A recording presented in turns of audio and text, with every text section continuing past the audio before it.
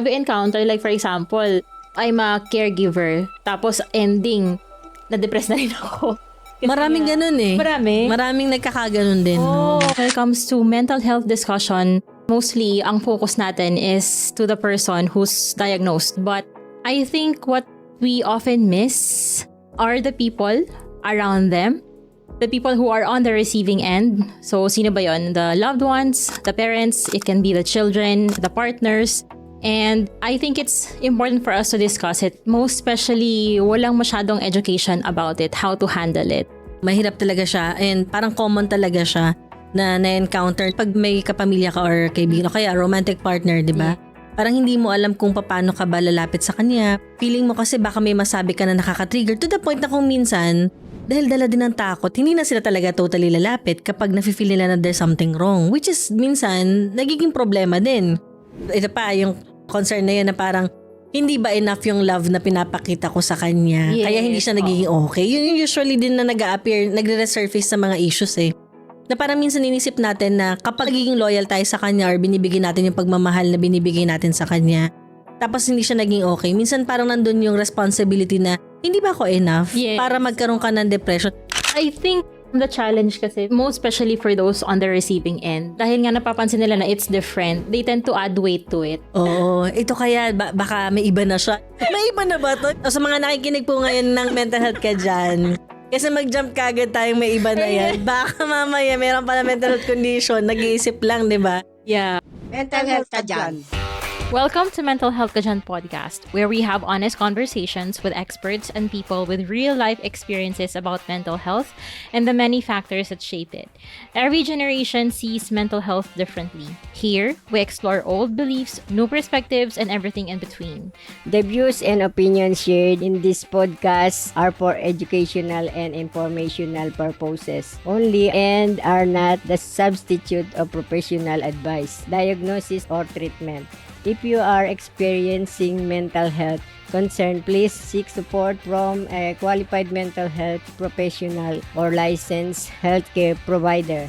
Avoid self-diagnosing and assigning diagnosis to others based on information discussed in the podcast.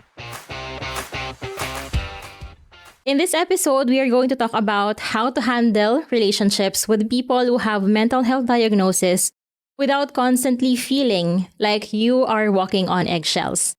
And beside me is a well-known psychologist who's built a following by breaking down complex mental health topics into something we can all actually understand. She's the host of the Breakdown podcast, a registered psychologist, psychometrician, chairperson of the PAP Industrial Organizational Psychology Division, and the president of Figure Ground Inc., offering employee assistance program related to mental health. And yeah, she's your millennial psychologist, Rian Portuguese. Hello. Hi, maraming salamat. Yeah. Sa wakas. Yes, finally, because I've been inviting her for like quite some time na. But I'm happy that you're finally here. Yes. Yes, to discuss how we can, navigate relationships without walking on eggshells. Oo, mahirap yan. But do you think, based on your experience handling clients, do you think that usually happens? Oo, mahirap talaga siya and parang common talaga siya na na-encounter ng mga taong, syempre, pag may kapamilya ka or kaibigan o kaya romantic partner, di ba? Yes. Parang hindi mo alam kung paano ka ba lalapit sa kanya, paano mo siya kakausapin. Feeling mo kasi baka may masabi ka na nakaka-trigger to the point na kung minsan, dahil dala din ng takot yung mga parents o kaya romantic partner o kaya kaibigan, hindi na nila minsan alam kung paano i-communicate o kailan sila lalapit. Dahil minsan nga sa sobrang takot, hindi na sila talaga totally lalapit kapag nafe-feel nila na there's something wrong. Which is minsan, nagiging problema din. Kasi po pwedeng maramdaman ng isang tao na may pinagdadaanan na hindi sila nagkikare sa akin. Pero po pwedeng nanggagaling din yung mga tao na yun sa place na kung saan natatakot din sila na baka magkamali sila. Kasi common yun eh, lalong-lalo na sa mga parents o kasi minsan sa romantic partner nga. Dahil baka maging din pagtatalo. So, ang hirap niya kasi magkaiba sila ng pinanggagalingan. So, kaya sobrang interesting itong discussion. Oo. Pero in your case, have you tried na, or have you accepted or assisted yung people on the receiving end na parang intentionally sila yung lumapit? Yeah, yung merong partner na may mental health problem. Or like Oo, parent. marami. Marami okay. talaga. Kaya nga yung kung paano ba i-handle yung mismong relationship, mahirap siyang sagutin ngayon sa podcast kasi usually kapag sa mga sessions like therapy, ang focus talaga natin yung individual. Meaning yung tao na may pinagdadaanan dahil nahirapan siyang i-manage yung mismong relationship niya. So, very specific din kasi yung mga needs nila eh. Kasi yung dynamics ng relationship kailangan may consider. Ano ba yung type of partner na meron siya. So, depende kung ano din yung magiging response niya. So, at the same time, hindi naman kami laging nagpo-focus doon kasi ang focus talaga namin, paano siya bubuti? Diba, paano niya i-workout yung sarili niya? Paano niya slowly i-communicate din, maglakas siya ng loob, diba? Yung mga needs niya. Yun yung usually mga nagiging focus din kapag ino-open up nila. What do you usually suggest? Like for example, paano ba is there a proper way kung paano kamustahin yung mga people who are diagnosed? Kasi I have experienced that. And actually, yung past episode namin, we were also talking about friendships on bad brain days. Kasi my friends have ADHD. Also, when it comes to them being depressed, they shut off then. So, and napag-usapan nga namin, parang there are words that are, we mean well, pero natitrigger sila. So, yeah, is there a proper way in how to ask how they are? Doon papasok ngayon yung mga, diba, yung mga tough conversations.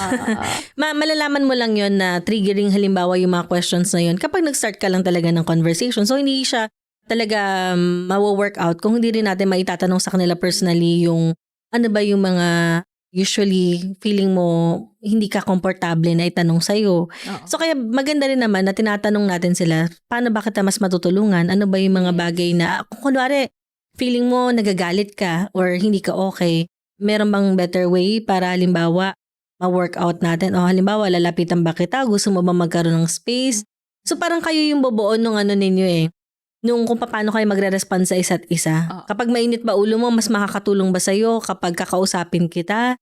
O magrarant ka lang? Ito din example, yung dahil pinag-usapan natin relationship. Kapag kunwari isang tao, halimbawa may traumatic experience siya, hindi yung dami nun, diba? Ang daming triggers nun. Tapos, maganda kausapin mo siya. Ano ba mas makakatulong sa'yo? Kapag nag-share ka ba ng mga nararanasan mo, nararamdaman mo, pag hindi ka okay, kailangan ba magre-respond ako sa'yo o dapat makikinig lang ako sa'yo? So parang dapat may mga tatanong ka kapag may na-observe ka dun sa partner mo. Probing. Ano ba? Oo, magpo-probe ka, makikinig ba ako or magre-react ba ako? Ganyan.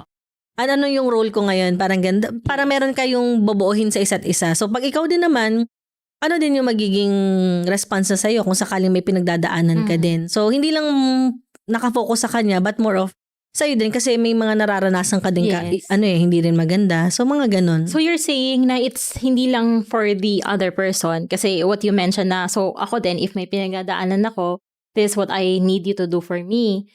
So that also applies. Pwede rin. Oo. Kasi hindi lang yun yung may pinagdadaanan nga. Oo. So kasi parang eventually kasi pwedeng mag-lead sa burnout eh. 'Di ba? Parang feeling mo ikaw na lang lagi nag-a-adjust para sa kanya. Ang hirap na parang nagkakaroon ka din ng resentment dun sa mismong partner mo. Na parang ang nangyayari, feeling mo one way na lang yung relationship. So kaya better din na pinag-uusapan ninyo na ako naman, paano mo ko mas masusuportahan, sasabihin mo din sa kanya.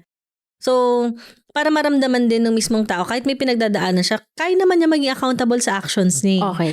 Kaya din naman niya na maparamdam sa'yo ng mas okay yung mismong, yung love niya sa'yo, yung affection niya sa'yo. So, nagsa-start talaga yun sa conversation na ganun. So, it should be an open communication. Talaga. Pero, that's hard din. Diba? What's the proper timing for communication? Siguro, in terms of timing, make sure niya lang na halimbawa, okay kayo, nakatulog kayo, di ba? Wala kayo ibang iniisip, pwedeng rest day ninyo, na open kayo pag-usapan, di ba? Yes. Pwede rin na pinag-usapan niyo yun ng meron kayong ginagawa muna. Kung anong gusto niyong gawin at the time, yung hindi sobrang kakauwi lang ng bahay, 'di ba? Di mo alam kung gaano ka-stressful pala sa kanya yung trabaho kasi mauuwi lang yun sa hindi maganda. So make sure na siguro nakatulog kayo. Tapos nakakain kayo o kaya may gagawin kayo na mag-schedule kayo talaga na may pag-uusapan kayo. Tapos better din siguro na before kayo humarap sa isa't isa, list mo na sa mind mo yung mga questions. Oh. 'Di ba? Pwede naman, 'di ba? Oo. O kaya pwede ka mag-assign dun sa partner mo, kayo, meron kayong sasagutan, 'di ba, together. Ano ba yung mga bagay na na-appreciate mo sa akin? Yes. Ano yung mga bagay na feeling mo kailangan i-improve? Okay. Ano yung mga bagay na feeling mo may sense of, parang may difficulty, ganyan. Ano naman yung mga bagay na, yung parang gano'n nasasagutan nila sa isa't isa, para maganda rin yun dahil may part doon na ano yung na-appreciate mo sa akin, ano yung nakikita mong strength naman natin together. So, ano starting with the positive ones. Oo, ganun. pwedeng ganun, di ba? Oo. Para hindi siya laging mapupunta lang dun sa away. Di ba? Kasi parang mangyari, iyakan yun. Oo. Tapos di ba, baka mag-away na talaga sila. So baka maganda rin na isama na din doon yung appreciation. Nagkakaroon ba kayo ng time to celebrate ba talaga yung mga bagay na napagdaanan ninyo? O lalo na ngayon, baka magandang opportunity to sa kung mapapublish to talaga ng ano, 'di ba, June or July o kalahati na ng taon. Magandang reflection 'yon, 'di ba? Sa kalahati ng taon, kamusta naman yung relationship ninyo? Anong pinagdaanan niyo, 'di ba? Out of 6 months, ganyan. Sa 6 months, ano yung mga napagdaanan niyo? 'Di ba? Ano yung wins? Ano din yung feeling ninyo may konting losses? Ano yung dapat i-improve? Yung mga ganyan, 'di ba? So, okay, yung sa conversation ko with my friends, kasi kapag episode nila, kasi open naman si Marian about this Yung sa kanya kasi, it lasted for months. We noticed that before, months talaga. Pero ngayon, we're happy kasi it's gradually improving na parang weeks na lang. Pero, like for example, yung time range niya, ang hirap din kapain kasi nun na parang, I also feel something, but I really want to talk to you, but I don't know until when I can talk to you about it. So, what do you suggest for those who are on the receiving end na parang nag-crave na sila for a conversation, pero at the same time, hindi mo alam kung hanggang kailan siya matatapos. Kasi nga, nasa pwedeng nasa depressive episode siya, ganyan. But usually, before we get there, usually yung mga ganun, talagang unpredictable kung kailan siya matatapos yung depression. May times kasi syempre kapag tumatakbo yung oras nila, di na namamalayan, lalo pa pag sobrang down sila. May iba nga parang umabot na pala ng 1 week na pala yun, di niya alam, tas di na siya masyado nakakain, nag-lose na siya ng weight. So yung mga tao na nakaka-observe na mahal niya sa buhay, maganda din na minsan parang ini-inform siya na kaya ganito yung conversation more on din i-describe mo ano yung nanonotice mo sa kanya, di ba? Parang, kung parent ka, di ba, pwede mo sabihin na, anak, kasi parang napapansin ko 1 week na hindi kita nakakausap, dito ka lang sa kwarto, di ba? Parang nag-aalala ako sa'yo, parang hindi ka masyado nakakakain. Gusto mo ba, samahan ka, ano gusto mong gawin? Pwede kitang samahan, labas ka naman para medyo okay yung mood mo. Di ba, i-direct mo na siya kasi usually kapag ganun, nahirapan ka din mag-isip, di ka makapag-decide. Di ba, parang nililid mo na siya dun sa mga pwede niyang gawin. Mga ganun, more on dinidescribe mo lang.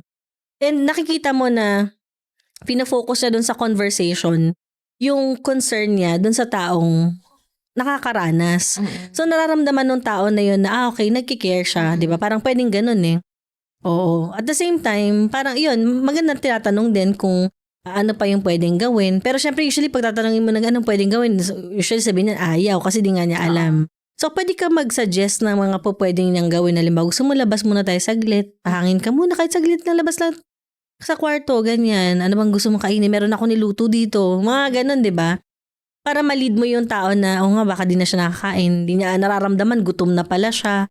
Yung mga ganun halimbawa na dinidescribe mo yung na-observe mo sa kanya. So nakikita natin, naka-spotlight doon yung na-observe mo sa kanya. So wala talagang parang timing na sinasabi natin na kung kailan siya kakausapin. Based yun sa kung ano yung nakakapa mo.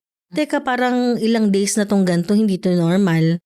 So, pwede kang lumapit sa kanya. Okay. Doon mo na pwedeng i-open yung conversation kapag nagkakaganyan ka, ano bang magandang sabihin ko sa'yo. Kasi syempre nag-aalala din ako sa'yo. Pero wag mo isipin na pabigat ka. Syempre gusto ko naman talaga tong ginagawa ko, di ba? Parang gano'n. Kasi minsan, yung mga ganyan, nandun din yung thought nila na, ito na nga, pabigat ako. So, parang kinausap mo na nga, di ba? Para medyo gumaan pakiramdam niya. Pero naisip niya, oh my gosh, pabigat ako, di ba? So, minsan kailangan ng reassurance pa kapag lumapit ka na, wag mo isipin na ganito kasi baka isipin mo. So, magandang tratuhin mo siya ng normal. Hindi din yung parang sobrang, alam mo yung parang anong-ano din. Ang laking problema pa. Oo, na parang mabigat talaga at parang special treatment na level, di ba? Kasi parang, syempre kapag ikaw din naman may pinagdaanan, ganun din naman yung pwedeng gawin niya sa'yo. At least magkaroon siya ng idea, di ba? So, di naman lahat tayo may puro good days lang. So, Yes. kahit wala kang mental health condition, may times magiging ganyan ka din na hindi mo alam, 'di ba?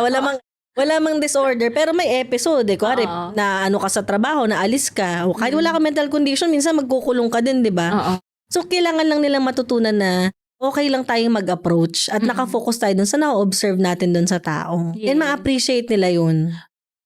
I think the challenge kasi minsan, most especially for those on the receiving end, Mm-mm. again, if they haven't come across with this kinds of conversation yet, Yes. minsan, dahil nga napapansin nila na it's different, they tend to add weight to it. Kaya kumbaga yung normal conversation, hindi siya nagiging normal. Mm. Parang they feel like there's a problem. And I think that's, yun yung parang potentially nagtitrigger pa Yeah. for those who are diagnosed to shut off. Would you agree? Mm.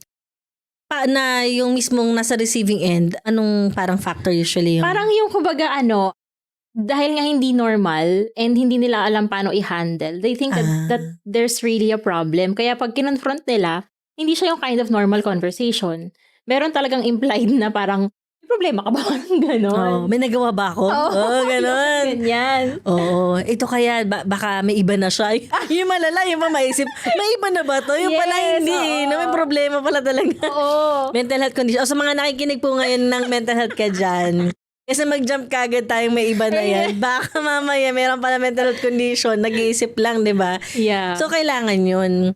Maganda na wag pina-personalize kagad. Especially kung alam mo naman wala kang ginagawang masama. Yes, that's Oo. another thing. Kasi, yun nga, I've researched na don't personalize kasi it's not really them. Oo. But, ayun, that's the question nga eh.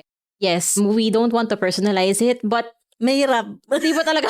Mahirap siyang gawin, di ba? Mararamdaman mo pa rin parang, hindi ko, ito pa, yung concern na yun na parang, hindi ba enough yung love na pinapakita ko sa kanya? Yes, Kaya hindi siya nagiging okay. Yun yung usually din na nag-a-appear, nagre-resurface sa mga issues eh.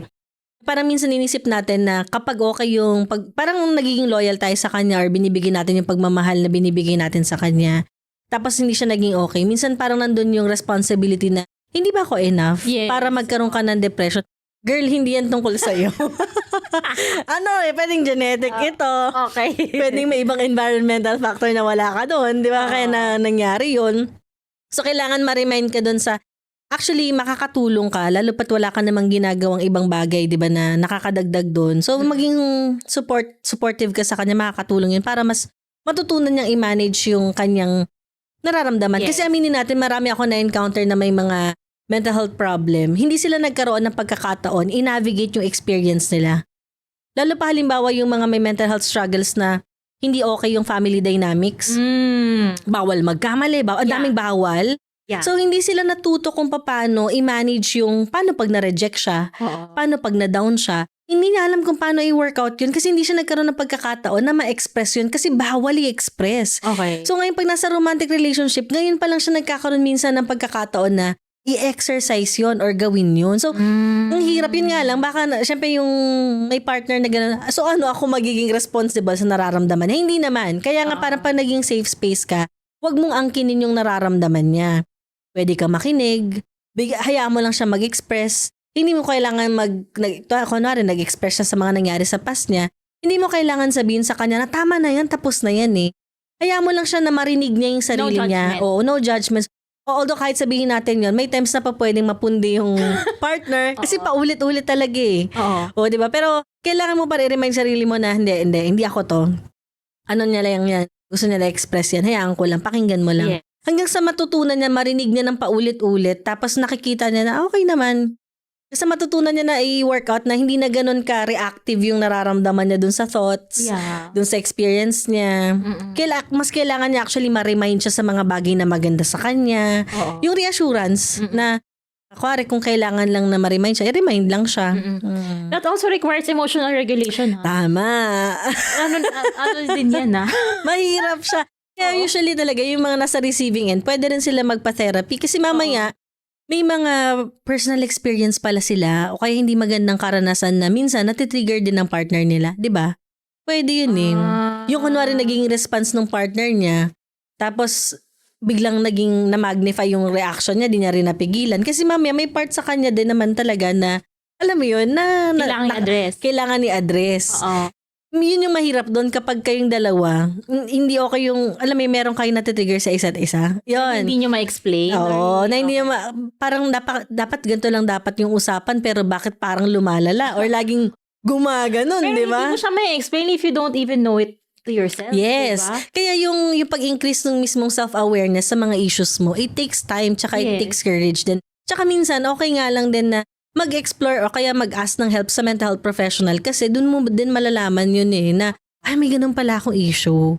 Kaya pala ganito yung nararamdaman ko kasi yung mga actions na gano'n, natitrigger pala ako sa gano'n. Yun. Yeah. Doon lang magsa-start na ma-regulate mo yung sarili mo. At the same time, matutunan din. Baka ma-encourage mo pa yung partner mo din na magpa-consult Oo. eventually. But that's where it gets deep. Yun.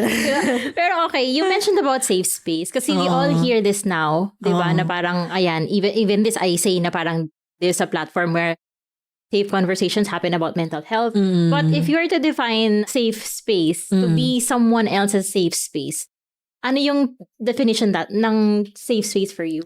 Yung pagiging safe space, meaning parang you're not afraid to express yourself kasi hindi ka mali.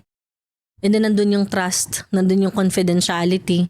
Wala nang confidentiality. yeah. Diba? Kasi minsan dun nagkakaroon ng betrayal sa part ng mag-partner na wala na, nachuchu na sa beshi nun. Yeah. Diba? Parang, wala namang masama na sabihin mo yun sa kaibigan mo. Pero siguro, may mga information kasi tayo minsan na parang pang-relationship lang na baka kailangan din naman na ma-inform sa partner mo. Yung mga ganon. So, yung confidentiality, yung trust, kailangan ma-build yun, yung ma-feel niya na yung sense of na okay lang naman na maging siya. May ilabas niya yung nararamdaman niya. Tsaka yung thoughts niya hindi niya kailangan ni censor kasi naniniwala siya na maintindihan mo siya. Oo. Yeah. Okay. So that's the in the context of romantic relationships, 'di ba? But this can also happen in friends. Oo, pwede. Like even of course confidentiality, 'di ba? Kahit na anong relationship 'yan, that's important. Oo, kasi kahit sa friends, kuwari ako na lang sa mga friends ko, may mga friends ako na nag-open up sa akin na hindi nila ino-open up sa iba kong friends. Oo. Pero never ko ino-open sa iba kong friends. Oo. Kasi wala akong permission to share kung ano man yung story niya na yun dun sa iba kong friends. Yes. And that's how you build trust, di ba? Yeah, okay. So, I'm curious kasi I had my episode with the Canlas family. Sila Elijah, Jerome, and also Miss Lynn and Sir Romel. Because yung ang story nila of their youngest child who committed suicide. So, I've been wanting to ask this. As a person who is on the receiving end, what if you have someone who's on the verge of doing that? What is the best thing to do? Most especially if, alam mo yan, parang alam mo yung fixated na sila. Ganon. What is the best thing to do? Magandang kausapin yung tao na yun na gusto nang gawin yun, no? Na instead na pwede mong kasi usually ang unang default na response natin, huwag mong gawin yun. Di ba? Yun kagad yung iniisip natin, huwag mong gawin yun. Alam nila yun na huwag gagawin yun. Pero yun nga talaga yung sinasabi ng isip nila. So yung better way, instead of saying na, or i-remind sila na huwag yun gawin, mas magandang tanungin, ano ba yung nangyari? Talaga? Paano maabot na dito?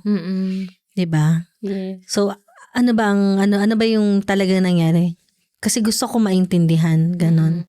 O yung pwede mong tanungin, 'di ba? Yung kasi usually kapag the more na nasasabi nila yun without shame, yung problem nila, hindi na nila kailangan ng self-destruction. Suicide kasi self-destruction, 'di ba? Dahil ito yung tatawag nga na burden of freedom. Isa sa mga concept na nakuha ko kay Fromm na kapag meron tayong sense of independence at some point, no, ma-realize mo na yung pagiging independent, it requires responsibility. And pag responsible ka sa buhay na meron ka, mabigat siya. So, kung kunwari yung mga problema, inaangkin mo, ikaw lang, 'di ba? Lahat yun, ikaw sumasalo nun kasi nakikita mo na dapat ako lang. Pero kailangan kasi ng ng sense of community pa din, 'di ba? Yes. Na hindi naman ito dapat sa'yo lang din. Oo. 'Di ba may mga certain situations na na-influence ka o kaya baka hindi naman talaga sa'yo pero na-internalize mo lang yung problema, 'di ba? Pero yun may times na pag nare-realize natin yung bigat ng ganong klase ng problema na parang hindi na natin siya kayang gawin at maging responsible sa life na meron tayo. Minsan ganun yung nagiging way ng mind to say na tapusin na lang para wala ng problema. So, ibig sabihin, kailangan nung tao na yon na merong sasalo din kahit papaano para gumaan yung bigat na nararanasan niya. So, kailangan nung mga ganon. So, pag kinausap mo siya, ano ba nangyari? Kesa tanongin mo, paano kita mas matutulungan? Kasi minsan di rin nila alam kung paano sila tutulungan. So, pwede rin kapag ganong level, instead na open-ended question, pwedeng tanongin mo siya, ano ba nangyari? Oo. Paano umabot dun sa point na nafe-feel mo na gusto mo ng gawin yan. Yes. Maintindihan ko naman, kami ba problema? Kung family to, pwede tayong maging honest na kami ba problema? Okay lang sabihin mo sa akin, hindi kita i-judge. Hindi ako magagalit. Alam mo, yun sana yung iniisip sana nung mga magulang din minsan o kaya nung family member. Ako ba? O kami ba problema? May problem ba? Sabihin mo, kasi may times, hindi nila masabi kasi mama, ikaw pala problema.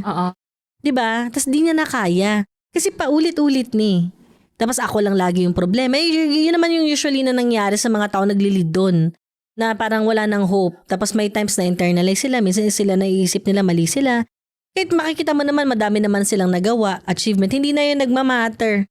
Natatabunan na yun ng napakadaming mga mga self-criticisms. So baka makatulong yun na kausapin talaga sila kung nang walang shame. Hindi ako magagalit. Ano man yung sabihin mo. O ano ba, saan ba siya nanggagaling? Kami ba problema? Ano ba? Para matulungan ka namin. Ano sa tingin mo yung parang parents need to know? Kasi sometimes, it doesn't only happen sa parents. But I think there are people din na parang mahirap tanggapin sa kanila na ako yung problema. Or baka ako yung cause nung dinadala mo ngayon. So like what you mentioned, di ba? Na parang, okay, you can acknowledge na lapitan mo yung anak mo na baka sa akin kami may problema. Pero before you can say that, alam mo yun, kailangan mo munang i-accept sarili mo, baka ako nga. Oo, di ba? Yeah. So, ano yung advice mo sa parents? Na ganun, no? Yeah. Like, for example, for them to be open lang. Na just listen na kahit ikaw yung problema, listen lang. Oo. Pwede kung hindi pa sila ganun ka ready na marinig yung mga ganun, maganda, yun nga, i-refer nila dun sa mental health professional para yun yung mag-guide sa anak nila. At the same time, maganda bigyan na lang nila ng context yung bata para hindi rin pakiramdam ng tao na basta na lang siyang binabato kung kani-kanino, di ba? Kasi yung transition na ganun, sa ibang parents, inisip nila na totoo nga sabi mo na parang baka nag-walk on eggshell kasi parang daming kailangang reminders na dapat isipin. Pero kailangan kasi din natin siya i-consider, di ba? Oo. Na before mo sabihin sa anak mo na mag-seek ka ng mental health professional, kasi somehow, ang perception ng isang tao kapag hindi mo in-explain, gano'n na ba ako kalala? Diba? Yun naman kasi perspective pag lalapit ka sa mental professional, baliw ako, sobrang lala ko na, hindi na ako kayang i-manage. So may mali sa akin. So importante na sabihin ng parent yon na naintindihan ko kasi na may mga pinagdadaanan ka. Pwede mong sabihin na hindi pa ako ganun, na hindi siya ready na marinig ko ano pa yon, o kaya siguro wina-workout niya pa. So baka may makatulong din. Yung gano'n, para ka sa support lang. Pero hindi niya pinaparamdam na gano'n, na gano'n kabigat. Kasi hindi naman talaga di ba? Nagkakataon lang na parang nahihirapan lang talaga silang i-proseso sa sarili nila, di ba? At saka sila din, baka maganda din na magpa-consult na rin. Yes. Para mas matulungan sila paano ba i-open up. Di ba? Paano ba i-open up yung ganong klaseng conversation? Especially kapag very complicated yung mismong case. Kasi may mga complicated case talaga na pakiramdam ng parent na ginawa ko naman na lahat pero bakit nagkakaganto pa rin yung anak ko, yung ganon. So, ang dami. What do you think are the complicated cases, ganyan? Because I've heard of small T's and big T's. Small trauma and big trauma. So, ano yung mga parang complicated? How do you categorize yung mga complicated cases? Mahirap ma-identify kasi pag sabing complicated, something na siguro para sa mga nakikinig na lang din. Masabi natin complicated yan, the mere fact na hindi mo na siya kaya i-manage sa sarili mo. Pwede mo naman na ilapit yun sa mental health professional. Oo. Kasi di ba pag naisip mo rin naman parang hindi mo na din naman siya makaklasify pag nandun ka na basta yung feeling lang ay okay, parang hindi ko to kaya i-manage, di kaya ng powers ko kasi either nagtatrabaho ka, nag-aaral ka, mayroon ka pang inaalagaan, iba-iba tayo ng pinanggagalingan So kaya basta sa feeling mo at saka sa nakikita mong situation ngayon, hindi mo na ma-manage siya, at wala kang energy para mas maproseso yun dahil may iba ka pang alam mo yun, parang pinagdadaanan din, pwede mo na kagad ilapit sa mental health professional para mas mag-guide ka. Paano mo din babawasan yung mga baggages na meron ka, paano mo din bibigyan ng support yung isang tao may pinagdadaanan, same din dun sa tao may pinagdadaanan sa family, paano din siya mas masusuportahan. Ganun, no? Yeah. So, parang ano siya, kumbaga parang it really depends din. Oo. Can't really categorize it. And also, if you notice na parang kumbaga naapektuhan na yung day-to-day behavior mo. Ganon. Yung as basic as ganun, na makita mo na out of balance ka, out of sync ka na, pwede ka nang lumapit. Oo. Okay. So, for example, nilapitan ko yung kaibigan ko who's going through something. Tapos, nag-asa ko sa kanya, I'm very careful with my words. Hindi ko siya, kumbaga, it was a normal conversation. Pero, nag-decline siya. What should I do? Okay lang. Pag ganun, nag-decline siya, pwedeng sabihin lang naman nung kaibigan, nung ikaw, as kaibigan dun sa tao nag-decline, sige, okay lang kung hindi ka pa ganun ka ready. Basta alam mo kung saan ako o kakausapin. Kontakin mo lang ako. Yeah. So, Wag pilitin kasi ano din yun, respect ng boundaries din yun eh. Yes. So, importante maramdaman din ng friend na, okay, nire-respect niya yung boundaries ko. Oo. Tapos, syempre, make sure mo lang, before mong bitawan, baka mamaya naman isang sabi lang niya, na no, sige, okay. Alam mo, binitawan mo kagad, wala man ng pagpupumilit ng konti, paramdam mo naman, di ba? Okay. Sige. Hindi nga kasi, napapansin ko, minsan kasi nahihiya eh. Kailangan binibreak mo din yung, baka konsepto lang ng hiya yun eh, di ba? Di okay lang, may time ako para pakinggan ka. Yun yung kailangan yun yung kailangan din nilang marinig. Hindi may time ako para pakinggan ka. Kasi inisip nila, yung oras mo eh. Yes. Yung effort mo, marami kang pinagdadaanan din. So, baka nahihiya lang siya magsabi, baka di mo kaya. Alam mo yun, nakakahiya naman. Kaya minsan, una niyang response, no.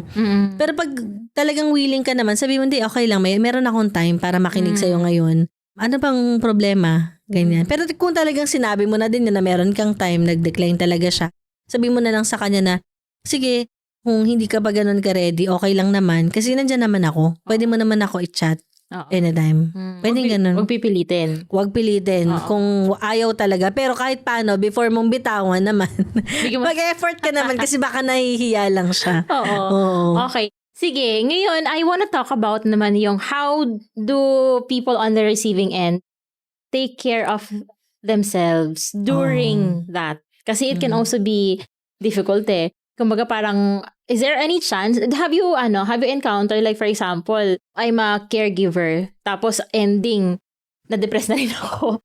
Ganon. Kasi maraming ganun eh. Marami? Maraming nagkakaganon din. Okay.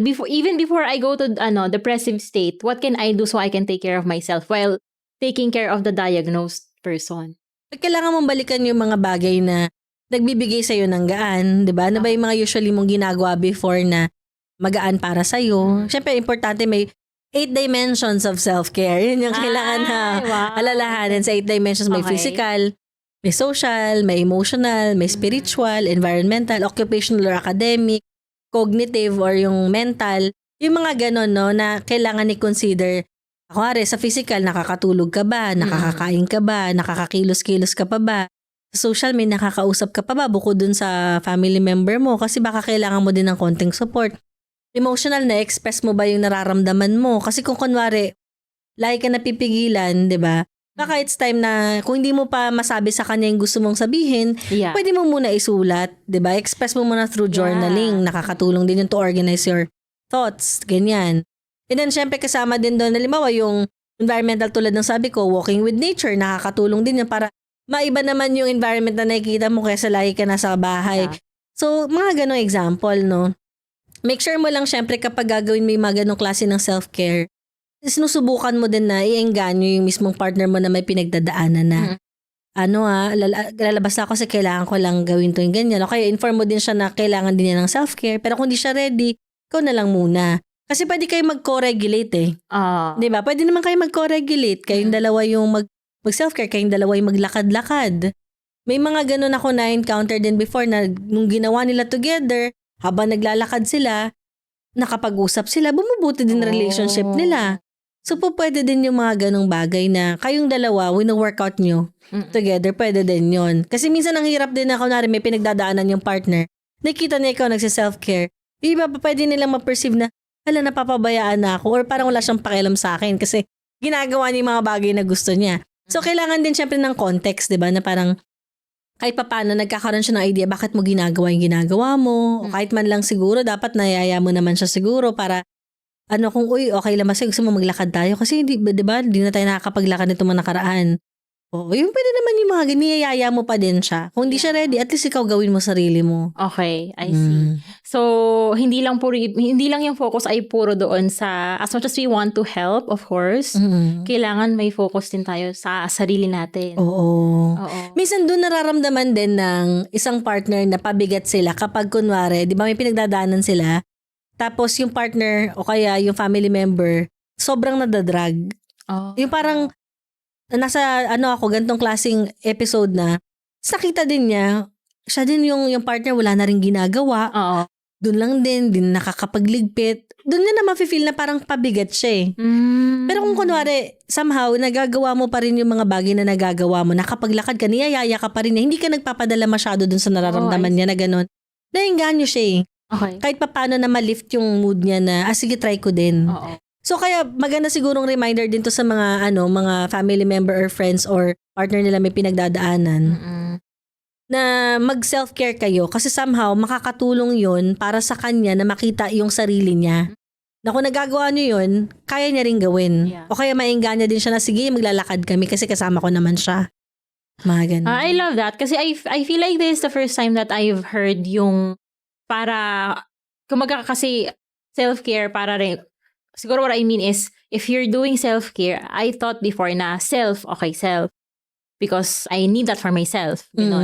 Pero this time, it's a perspective na parang if I create a good environment for me, I'm also creating a good environment for the one who's diagnosed. Yes. Nang hindi kailangan ng confrontation. So basically, you're creating that environment for that person. Tapos, kumbaga parang ang pinaka effect nun is bumubuti ka. So yun nga, basically you're creating an environment, a healthy environment for that person, for him to realize or for her to realize na it's okay if I go out. Katulad ng ginagawa niya. Okay. Tapos sabay nilang gawin. Diba parang kunwari, yung feeling na sobrang down niya, o tapos kunwari ikaw, self-care mo, nagluluto ka. Nagluto ka muna ng soup, ganyan, ay mainit ulo niya, kaya hindi siya okay. Nagluto ako, kain ka. Di ba parang, kung mainit ulo ko, may reading gano'n, di ba parang, tapos nakikita niya yung mukha, na parang, kahit pa paano, medyo natutulungan din siya na i-lift yung mood niya. Oh, I see. So parang kung basta yung self-care mo, gawin mo lang. Gawin mo siya, maging magkaroon ka lang ng espasyo sa kanya para ma-express na yung nafe-feel niya. Na dun niya actually mafe-feel niya na hindi siya pabigat eh. Kasi parang, okay, safe space to kasi kahit naman nagsasabi akong ganito, hindi niya ina-absorb. Parang nagkakaroon lang ako na ma-exercise kasi hindi rin niya na-navigate yun sa sarili niya eh. Pwedeng ganun eh. Diba?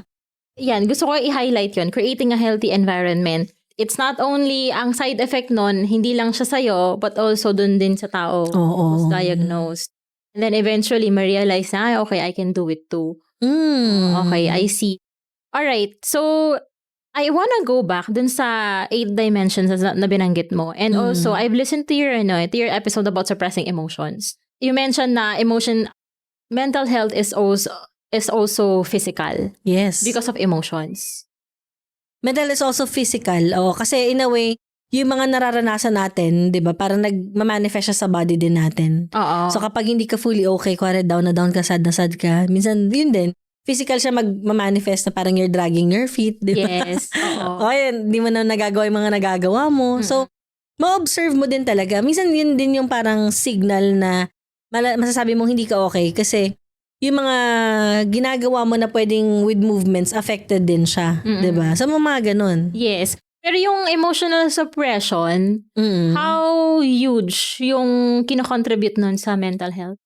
Malaki sa mga studies. Halimbawa, binabasa kong paper kay Barlow about doon sa malaking part ng emotional, term niya doon sa paper niya, emotional disorders, which is yung mga mental health problem. Yes.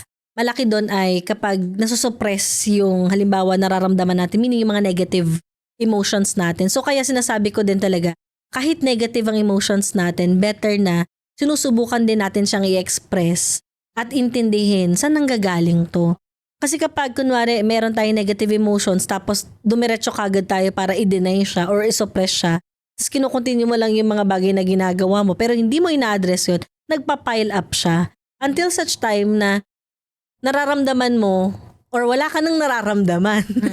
Parang Numb nandun ka na yung na. numbness. Kasi naapektuhan na pati yung positive experience dahil dun sa mismong negative pag-deny mo ng negative emotions. Yeah, Nangyayari siya. I love yung mention mo dun sa episode mo na sabi mo, emotions are parang, what do you call this? Parang they are associated na bad sila because of the bad.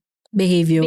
Oo. So, I think maganda na i-highlight yun kasi nga, what I believe and what I have learned, emotions are basically neutral. Oo. And they are just, parang messages that tell you what you have to process. Yes. And kumbaga parang for you to get the information that you need to learn. Yes. So moving forward, you can use that as your guiding tools. Tama. But yun, I want to highlight that. Can you tell me more about that? Yung associated siya with bad behavior because yun. O kaya naging shortcut na, Oo. yun na oversimplify minsan ng mga tao na, kaya kapag nagalit ka, wag. Kasi commonly naman talaga, pag galit ka, yung actions mo, di ba, magiging impulsive ka. Pwede kang manakit, pwede kang magbato ng object, di ba? Kasi nga hindi na ma-manage eh. So dahil na-associate yung mga bad behaviors, yung mga bad responses sa mga negative emotions, kaya may times, pag may negative emotions, isa-shutdown mo na. siya. Imagine mo na lang yung bata umiiyak, diba? Tapos papaluin mo, tapos sabihin mo na tumigil ka nakakaiyak. Ay, dapat dinintindi mo, bakit umiiyak yung bata? Baka gutom, nainitan. Diba? So parang hindi mo tinutulungan yung bata ma-regulate yung emotions niya kasi pinipigilan mo na kagad siya sa ganung early age. Yeah. So kailangan matutunan nilang ma-navigate yun. So sa culture pa naman natin, diba, nandun yung pagpapahalaga sa kailangan good ka. Oo. Good yung Yeah. emotions mo. Bawal yung, alam mo kahit na asar ka na, bawal ka magsungit. Oo. Di ba? Totoo ba? Pero gets ko pa kapag sa customer service kasi meron tayong emotional labor na tinatawag. Dapat friendly, accommodating. Yes. Tama naman. Pero Part kung of the kunwari, nasa tahanan ka naman na, kaya nga tahanan kasi safe space mo, pwede ka mag-express ng nararamdaman mo at pag-usapan kung bakit ganito yung nararamdaman natin, di ba? Yes. Pero dahil pinagbabawalan ka, tendency tuloy, naiipon sa loob mo, nagkakaroon ka din ng resentment dun sa mga taong lagi nagsasabi sa'yo na huwag mong maramdaman yan, di ba? Oo. So, Yes. going back dun sa idea, di ba, dahil na-associate natin yung bad behavior, dun sa negative emotions, sinosuppress na sila or parang sinasabi na kagad, wag. Oo. Kasi, bad yan. Pero kung tutusin, dapat, hindi yun pinipigilan. Kasi nga nakakatulong nga yun as, guide. Ano bang gagawin ko knowing na ito yung nararamdaman ko? Kasi kaya ka naman pwedeng malungkot kasi nga sumama loob mo. Or nagalit ka kasi na-violate ka. May sinabing di maganda sa'yo. Dapat ibig sabihin pag-usapan yun. Yes. Diba? So, hindi siya Okay. totally bad. So, ano yung gap? Like, for example, I'm feeling angry, tapos ito yung bad behavior. Ano yung in-between that we have to learn? Doon, before mo naman siguro gawin yung bad behavior, Oo. kausapin mo. Para hindi mag-lead sa bad behavior. Diba? Okay. No? Oo, kasi yun naman yun eh. Parang, pag tinanong mo siya, ano ba nangyari? Diba? Siyempre kung nagpatong-patong yan, pwedeng sumabog siya eh. Diba? Pwedeng kung ano nang mag-lead yun. Pwedeng maghiwalay na nga yan eh. Oo. O magsigawan eh. Tulad niya, iba nananakit pa. No? Yung mga ganun. So maganda parang pinag-uusapan na siya. Okay. So, pero when it comes to emotional regulation, how can we start to regulate our emotion if it's the first time hearing this? Hindi kami aware about emotional regulation. Gusto namin, sanay kami na agad, nagbabagsak ng gamit and all.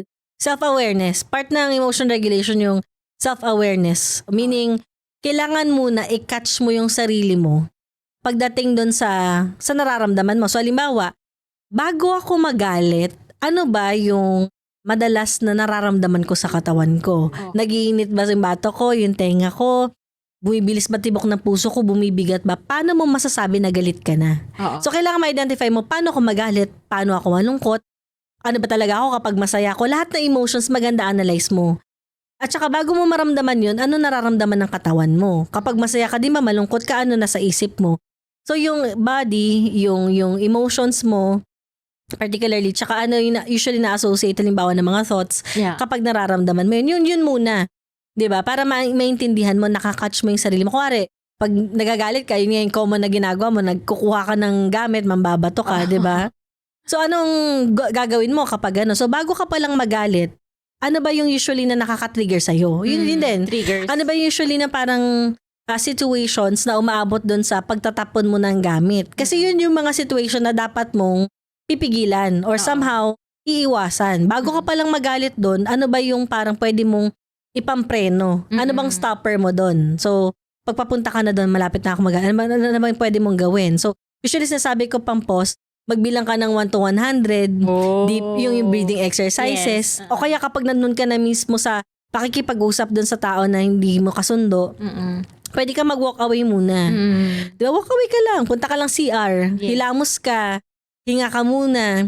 Balik ka na lang kapag okay ka na before mo bitawan yung mga sasabihin mo. Kasi makakasakit ka ng sasabihin mo. Hindi mo na mababawi yun eh. Oh, tsaka ang hirap kasi yun when your emotions are heightened na. I talked to I had a coach before, mindset coach, nag-NLP rin siya, and yun nga yung sinabi niya sa akin na parang medyo late yung logical thinking natin. Nauuna yung emotions. Kaya minsan parang may nasasabi tayo na hindi maganda, tapos later on pagsisisihan natin. So, kaya yung sinasabi ko na i-delay mo siya na 1 to 100, enough yon na time para from your brainstem papunta ng forebrain o sa frontal area para ma-process siya ng thinking mo. Okay. So yung pag-delay ng response, nakakatulong siya para ma-process mo siya rationally. What do you know? Bakit? Di ba? Why does the body work like that? Like, bakit emotions mo? Diba? Kasi yun yung pinaka-ano talaga, nasa part ng brainstem yun eh. Doon siya eh. Okay. Oh, sige. Ayan ha. Yung parang instinctual mo, no? Di ba? Yung parang halos na instinctual na ano natin, yung response natin nandun eh. So, kailangan talaga nagpo-pause tayo. Pero dahil tao tayo, meron tayong opportunity na ma-suppress din siya or parang mapigilan siya. Kailangan lang ng mga specific na actions o kaya parang prompts para, di ba, umabot doon, bigyan mo ng time. Yung Mahimas-masang ka. yung utak ko, hindi pa nakaka-catch up. Wait lang. Oo, ganun. Okay, so, again, 1 to 100, breath work. Oo. Or, Tapos walk away kung di mo talaga kaya. Maghugas ng mukha. Ayan, para maiwasan ng ang suntukan. Oo, tsaka yung mga nakakasakit na salita, di ba? Lalo na sa trabaho.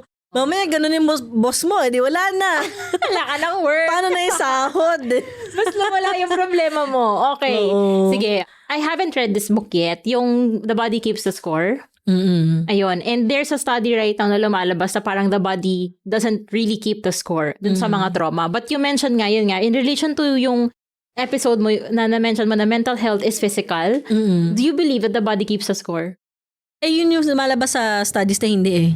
Actually, nung tinitingnan ko din siya, baka mamaya alam mo yun, na simplify yung ilang parts dun. Tsaka pang, sinasuggest ko ngayon na, hindi ko siya actually masyadong sinasuggest basahin kasi medyo nakaka-ano siya sa mga taong may pinagdadaanan. Which one? Yung bagong study? Hindi, yung The Body Keeps the Score. Medyo nakaka-ano siya, relieve ng traumatic experience pag binasa mo siya. So, suggestion, noon na wag na lang siyang basahin. May mga ibang mga books na nakakatulong para mas ma-focus mo yung healthy coping response kapag may ganito kang pinagdadaanan. Kesa yung parang ina-navigate mo pa yung negative experience mismo. Parang nire-relieve lang yung Oo. So, kaya ganun. Oo. Pero yun nga, yung sa mga, like for example, yung mga trauma, ganyan, does it really manifest sa katawan?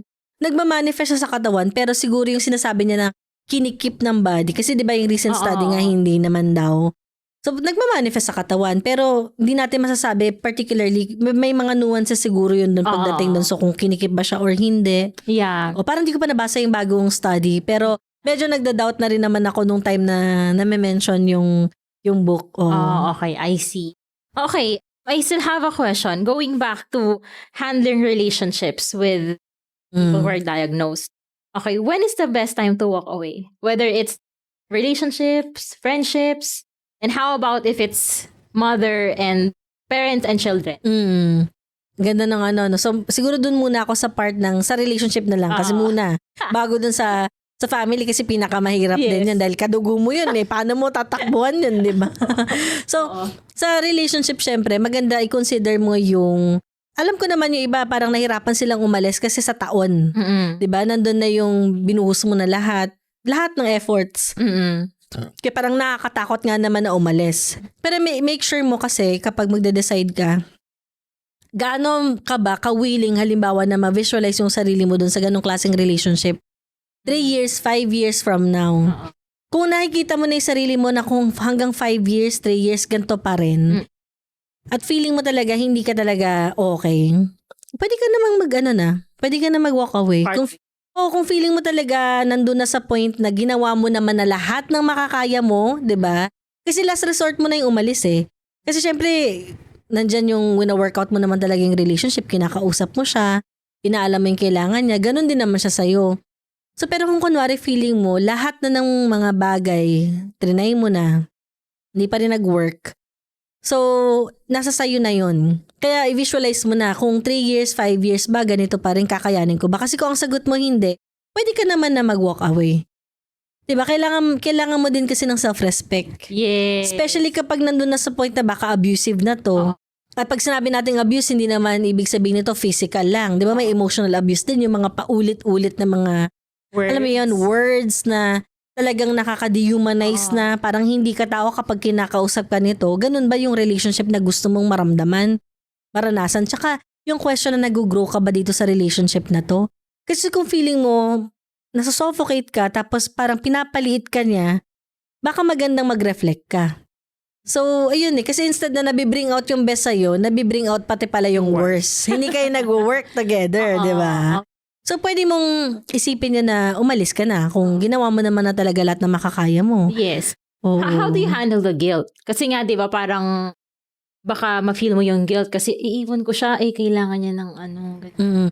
Pero kailangan mong tandaan, nung nandun ka, nung time na nandun ka, di ba? Para bago mo siya makilala, di ba nandun din naman yun? Existing na yun before ka palang makilala nung tao na yun, di ba?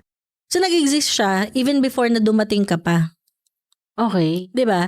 So, minsan ganun parang kailangan din natin ma-recognize yung difference nung pagmamahal tsaka ng awa. Kailangan mo din ng love, 'di ba? Kailangan mo din naman ng yun nga, self-respect. Pero i-consider mo 'yon. I-consider mo kung ito ay pinag-uusapan natin tungkol sa taong may mental health struggle. Syempre kailangan niya talaga ng alalay, pero syempre hindi naman lahat ng may mental health struggle, 'di ba? Parang ganun yung situation kasi may times slow naman talaga sila na na mag-progress.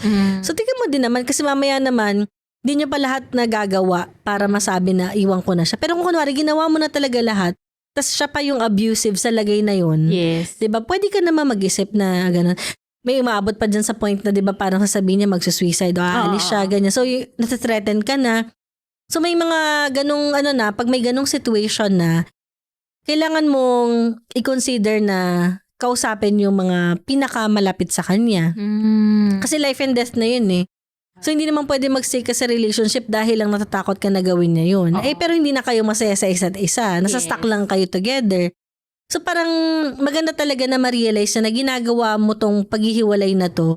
Hindi lang yun dahil sa ayaw mo na. Kundi, syempre nandun din naman yung care mo Care na makita mo siya, malay mo, mag-grow siya. Kapag hindi na ikaw yun. Kasi baka hindi kayo yung right para sa isa't isa. It's not me. Hindi talaga ganun. Talaga pwedeng ganun Hindi kayo yung right sa isa't isa, pwedeng ganun siya. And maganda na mabigyan ninyo ng pagkakataon yung sarili ninyo na, alam mo, mahanap yung para sa inyo. Yes. Regardless kung magkakapartner pa ba kayo o ano ba yan. Diba? So, bigyan ninyo yung sarili yung pagkakataon. Yeah. So, it's, siguro, highlight ko lang yung, yung categorizing, being able to be aware if awa siya or love. Kasi sometimes we confuse love with awa and sacrifice din, di ba? So, I think that's really important. Okay, how about sa parents naman? Pag sa parents, no? Ayan, I think tama ba yung question ko? When is the best time to walk away? To walk away sa parents? Hindi ka naman makapag siguro walk away. Siguro makapag, set lang talaga ng boundaries sa parents yun. Makapag-set ng boundaries sa kanila. Nakakatulong talaga yung magkaroon ka ng space mo. Di ba kasi talagang usually dapat meron talagang sarili nating space Kaya lang sabihin na iba masyadong privilege yung ganong perspective. Kasi kung kunwari, nasa family tayo na na mahirap, di ba? Okay din naman yun na makapag-establish ka ng mismong boundaries kahit nasa isang bahay kayo, di ba? Makikipag-usap ka, bibigay mo lang kung anong kailangan mo sa kanya. Oo. Kaya lang sabihin na iba, kaya lang nakakaawa eh. Nandun naman talaga tayo, pero hanggang kailan ba matatapos yung sinasabi mong awa? Minsan kasi, ang naisip natin, dahil common kasi talaga sa mga Filipino eh, di ba? Parang isang tao, siya yung sumasalo ng buong needs ng family, di ba? Parang may Breadwinner.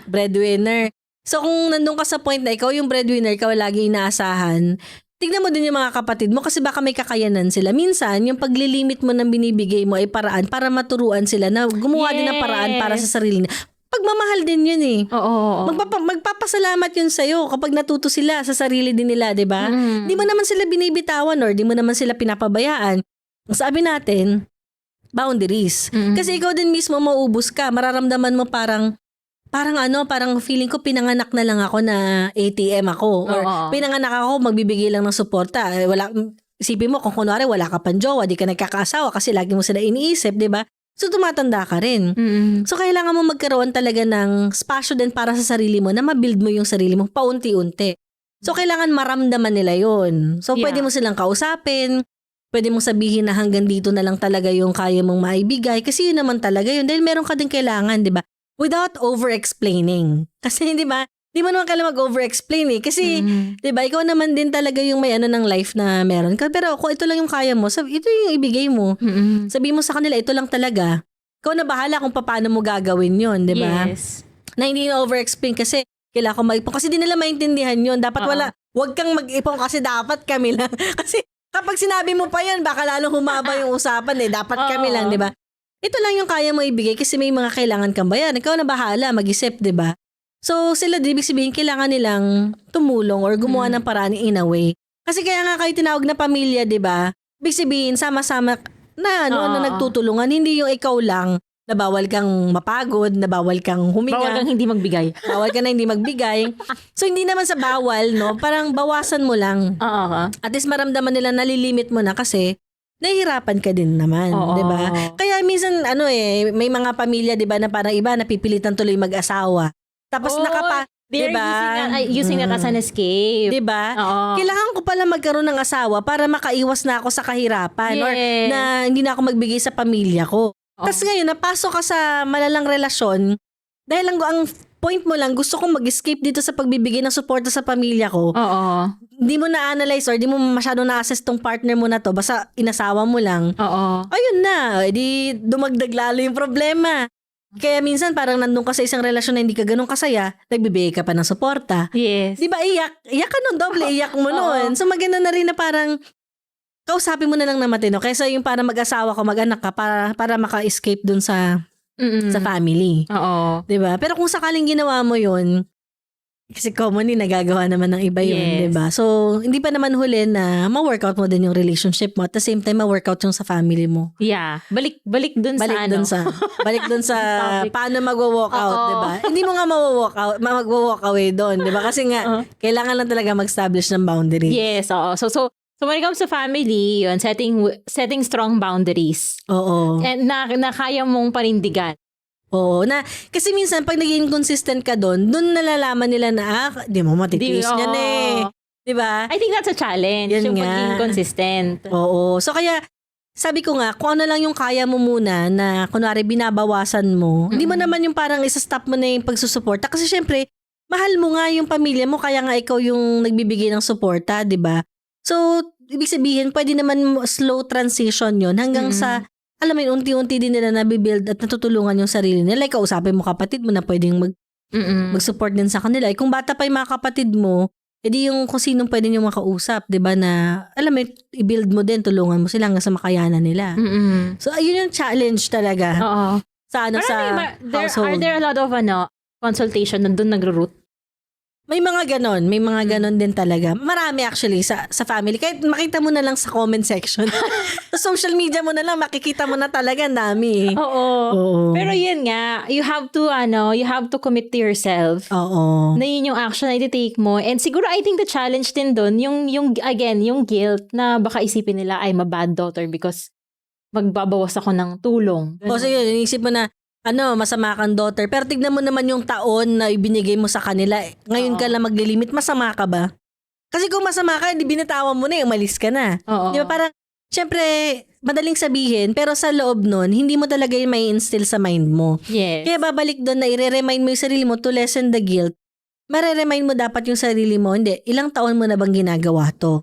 Hindi ba parang unfair naman din sa part mo na hindi mo binibigyan ng support at saka ng enough na ipon yung sarili mo, 'di ba? Dapat kahit papaano binabalik mo din ng paunti-unti sa sarili. Yes. Oo. Right. Okay. Self-love din siya eh. Oo, true. Okay, sige. Before we wrap up, ayun, I just want to end this siguro, no? Kasi I think with the people who are diagnosed and also on the receiving end, both of them need talaga, ayan, yung mention mo, self-love. Yeah. Ayan. So, okay, what is the biggest advice na lang that you can give to both people? Ganon, when it comes to the context of self-love. Oo, yun. Sa context sa self-love, pagmamahal sa sarili, yung sinusubukan mo talaga, as in sa abot na makakaya mo na, yun nga, ginagawa mo talagang gawin yung mga bagay na makakapagpabuti sa'yo. Pero, tulad nga ng sabi nga natin, kapag ganyang kalala na din halos yung situation, hindi mahirap or hindi masama. Hindi masama na nag-aas tayo ng help sa mental health professional kasi kapag ganyan nakalala talaga yung situation, minsan hindi lang yan basta sa sarili na lang eh. Kailangan mo din talaga ng ganong klase ng support para mas maibalik mo yung sarili mo. Yes. Sa talaga makikita mong at best ka. Yeah. Diba? So, hindi masama na mag-ask ng help. Siguro yung pinaka-best pa rin talaga na support. Oo. Yeah. So, knowing yourself to the extent na alam mong kaya mo pa versus alam mo na kailangan mo na ng tulong. Yes, oo. Kasi kahit kaming mga psychologists nag-ask din kami ng help. Hindi pwedeng laging kami lang yung nagbibigay ng support. I wonder how heavy yun. Oh, heavy talaga siya. Kaya kailangan, pinapractice mo din talaga yung self-care. Tsaka, kung sakali kapag feeling mo burnout ka, talagang nag-take ka din ng leave. Kung kailangan talaga therapy, gamitin yung mga leave nyo, ha? Oo. So, ganun talaga siya. Hindi pa pwedeng kahit kami ginagawa namin yun. So, kayo din, maganda sana i-process yun. Hindi masama talaga siya. Actually, pagiging strong yun, na alam mo kung kailan ka hihinto, kailan ka mag-ask ng support. Yes. At syempre, kailangan, binabalik mo sa sarili mo na pagmamahal na yun, di ba? Yeah. And self-love is not selfish. Oo. Hindi siya pagiging selfish. Okay. Ayan. Thank you so much. Any last piece of advice pa that you want them to, siguro, what's the one thing that you want them to remember whenever they hear your name? Ayan na. When it comes to mental health, ganyan. Oh. Well, ako, ang ano ko lang naman lagi, sasabi ko, maging mabuti lang talaga sa sarili. Oo. Yun, kumbaga, parang kailangan nating maging mabuti parati sa sarili. Yun, practice lang natin, practice kindness, no? Oo, be kind to your mind. Oh, I love that. Thank you so much. Yan yung podcast mo, anything you'd like to share with us? Yun, maraming salamat ulit, Dida, sa opportunity na sa wakas, nagkaroon na tayo ng podcast together. Yes. Susundan ba natin, no? Yes. Ako naman sana sa Breakdown Podcast, di ba? Mag-guest ka naman sa akin. So, yung pwede niyong sundan or i-follow or subscribe, yung The Breakdown Podcast. Yun yung podcast ko, no, sa Facebook, tsaka sa mismong YouTube, may Spotify na din yan, may TikTok din yan. And then you can also follow me sa socials, Your Millennial Psychology, sa YouTube din. Sa YouTube, may mga Mental Health for Pinoys ako sa Your Millennial Psychologist na mismong account. So, pwede ninyong puntahan din yon. Tsaka yung Facebook, TikTok, tsaka Instagram. So, sa LinkedIn din, kung gusto niyo professional level na na mga usapan, doon sa LinkedIn pwede rin. Yeah. How about your services? Like, if they want to, consult? Pag sa services naman, pwede kayo mag-send ng email sa fgwellbeingcenter@gmail.com. fgwellbeingcenter@gmail.com. So yun, mga employee assistance program, teleconsultation, ayun po, pwede rin yun. Training, seminar, workshop, partnerships, pwede rin, open din kami. Kasi nagpa-provide din ako ng psychological first aid or yung tatawag na mental health first aid for pwedeng human resource or kahit sino na kailangan yun. Yeah. Kasi may book ako nun may workbook ako. So, talagang pwede siya. Oo. Okay, sige. I-add namin yan sa show notes, guys. I hope you enjoyed our conversation. And if you want to join our community, hindi pa kami masyadong active doon, but we're accepting members sa Mental Health Ka Dyan Facebook group and follow us in different social media platforms. Until next time, thank you so much. Bye-bye. Mental health ka dyan.